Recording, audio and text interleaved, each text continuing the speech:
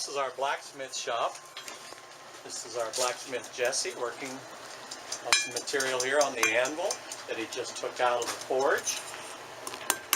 And that crank that he was turning there is an air pump which forces air into the bottom of the forge, making the fire good and hot and heating up that metal where it can be worked quite easily on the anvil. What are you making there, Jesse? Make a forged prairie diamond real quick. A prairie diamond. A forged prairie diamond. Okay. It's a regular prairie diamond, we just bend pretty much. You don't have to heat it up to a smithing temperature, but forged diamond, we have to get it nice and hot.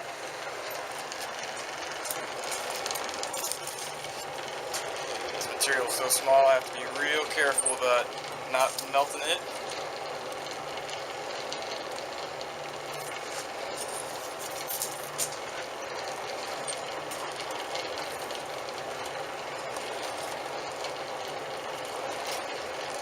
That's about 1200 degrees or so.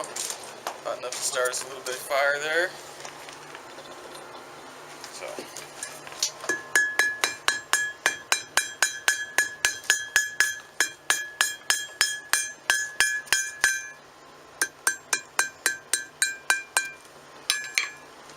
That's how we start a forged prairie diamond. Sticking it in the water is called quenching it. Water takes all that heat right out of there. Then we go up front and finish up making the ring.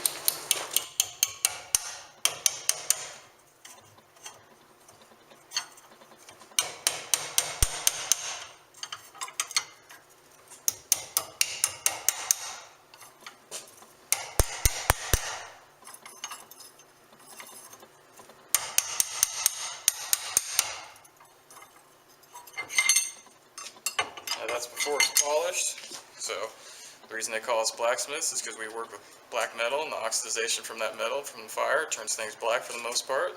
Smith is an old English word that means to smite or to hit, so blacksmiths hit black metal. So I'll take this in the back, I'll polish it up. Get a nice polished on it. First I have to wire wheel it. Then I can take it to the rag wheel with a compound. It's just a jeweler's root. Pretty much like an aluminum oxide paste. Right now we're just getting the majority of that carbon off there.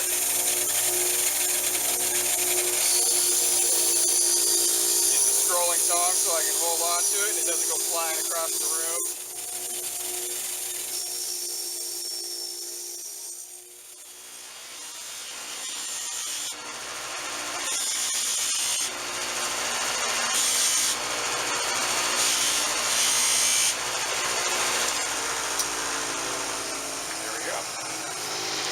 That's a forged prairie diamond.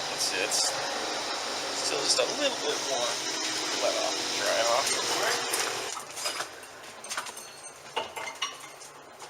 Better start out a little bit too big.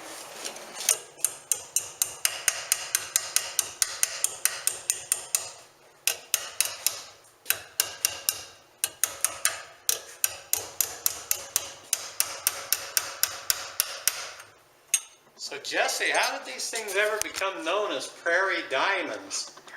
All right. Thank you. So in the 1800s, when folks are coming out west here, have stopped around about Independence, Missouri to get all their hardware made, and then in that time, it's going to take you about 3 or 4 months to get all your hardware made. In that 3 or 4 months, you're going to get about 50 or 60 wagons or so, which is about 50 or 60 families.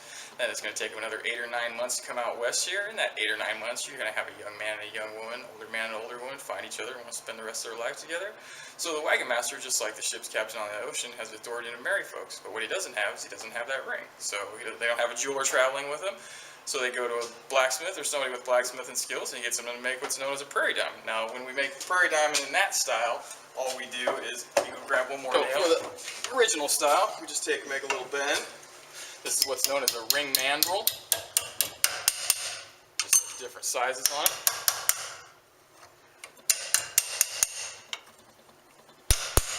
Take that flat spot out of the back.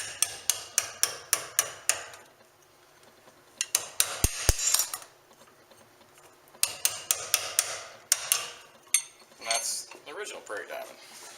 And it started out as a horseshoe nail.